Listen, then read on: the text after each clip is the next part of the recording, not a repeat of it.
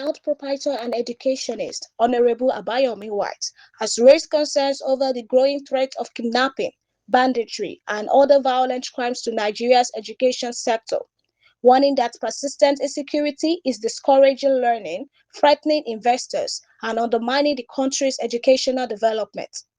White said insecurity had become one of the greatest challenges confronting the education sector, noting that crimes once associated mainly with northern Nigeria had spread to the southwest. So we see it as a great challenge in the education sector, and it has uh, reared its head so much this time around. We hear of kidnapping, banditry, whatever. Formerly it is in the northern states, but now it has come to the southern states. So this, of course, is affecting a lot of things. According to him, the situation has created fear among teachers, students, parents, and school proprietors, while incidents of school-related abductions continue to disrupt academic activities and destabilize the educational system. Following the directive of the Inspector General of Police on school protection and the support of the Ogun State Commissioner of Police, school proprietors, and other stakeholders have strengthened collaboration with security agencies to improve safety in schools. He said public and private schools now maintain closer communication with law enforcement agencies to ensure prompt responses to security threats. Thank God for Police Community Relations Committee. I'm just privileged to be the chairman of Police Community Relations Committee for Abeokuta Metro Area Command. And when this thing reared its head in the southwest, by the instruction or directive of the Inspector General of Police, that the police should take charge to ensure that security in schools is very, very important.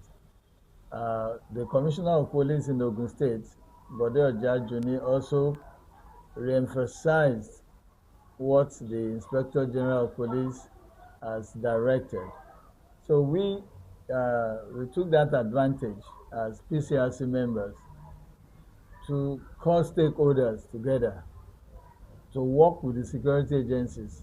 One, to educate the stakeholders on the areas that are very important, areas that they need to put certain measures in place, areas that they have to avoid some problems like false information.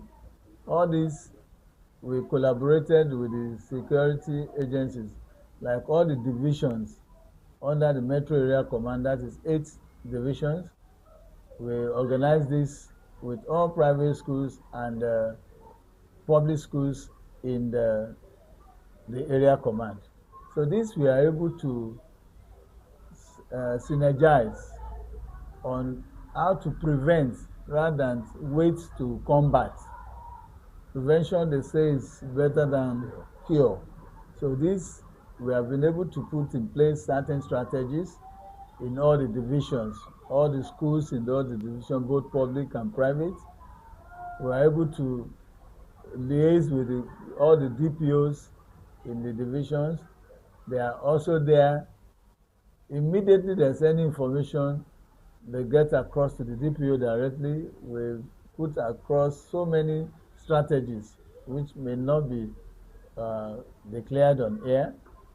These are strategies that can help to foster immediate actions that will lead to unwanted situations that can be corrected immediately.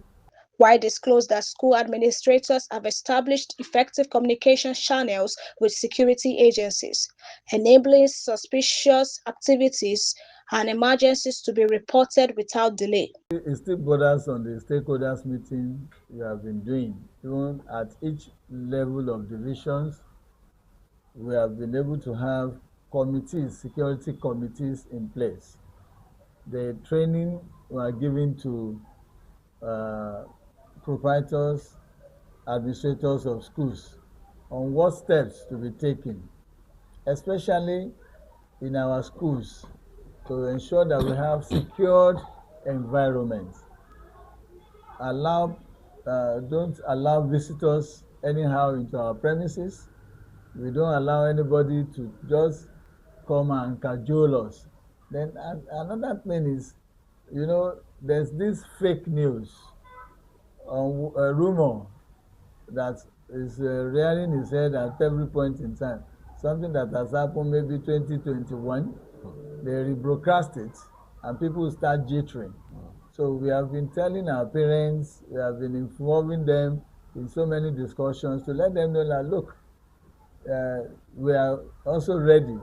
We are combat ready to ensure that our premises, our schools, and the children are completely safe. Called for stronger collaboration among schools, parents, community leaders, hunters, vigilante groups, Amotekun, and the police to enhance intelligence gathering and improve security around educational institutions. He added that continuous sensitization of teachers, students, and parents remains essential to tackling emerging security challenges. Major stakeholders, they call them parents forum now. They are these major stakeholders. They are the direct people, parents that bring their children to schools. We meet with them. Even there's other meetings that are being held with hunters, uh, security agents, hoteliers, some of these other agencies. We involve the parents to attend for them to be able to have more insight as to strategies and ways in order to curb these menace. And this, of course, they are also cooperating with schools and agencies.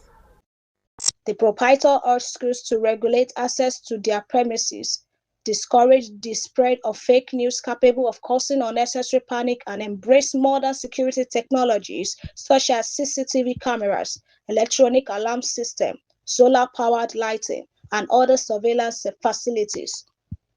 According to him, technology has become indispensable in supporting security agencies and preventing criminal attacks. These are the key of any standard school.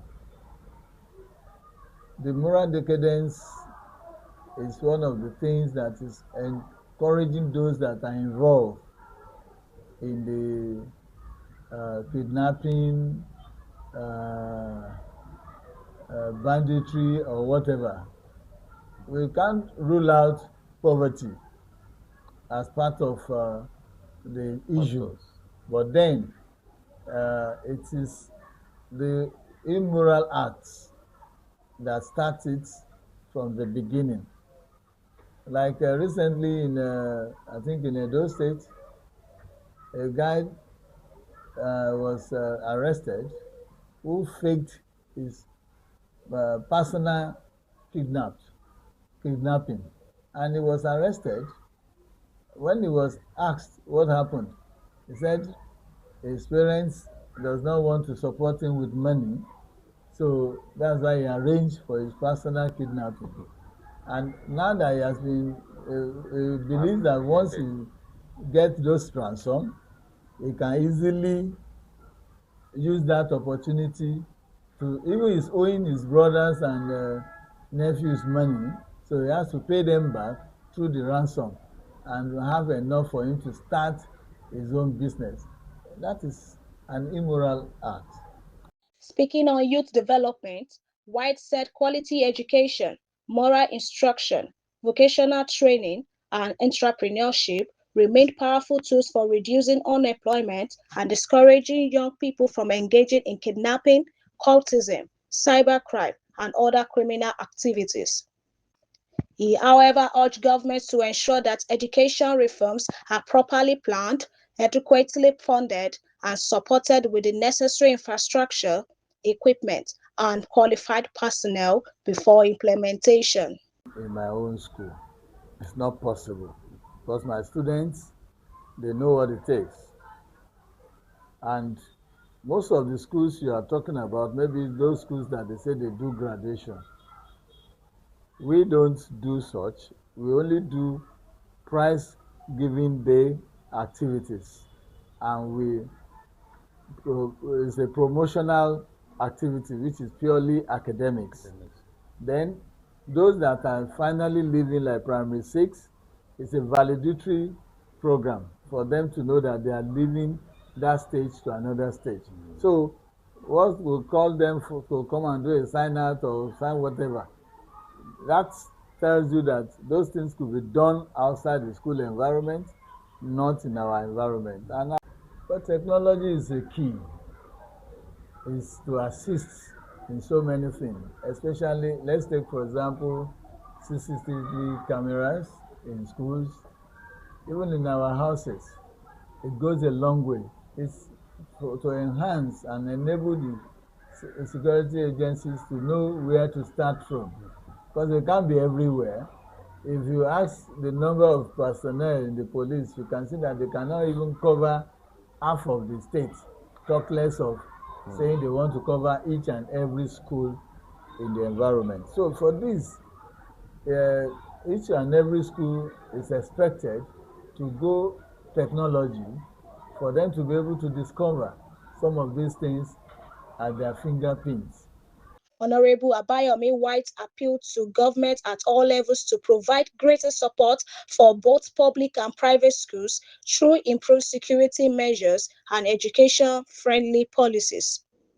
He also urged parents to remain actively involved in the upbringing of their children, stressing that discipline, moral values, and sustained collaboration among families, schools, communities, and security agencies are essential to building a safer society and securing a brighter future for Nigerian children. Governments, school owners, teachers, Much. I think this is just what I've been saying concerning involvement of stakeholders. We all need to work together hand in hand with the stakeholders. The government should facilitate policies that will make things easier, especially private schools. If you look at private schools in Ogun State, in Nigeria, there's more than public schools around. And we want to use this medium to continue to appeal to government to do things that will make environments easier for private schools.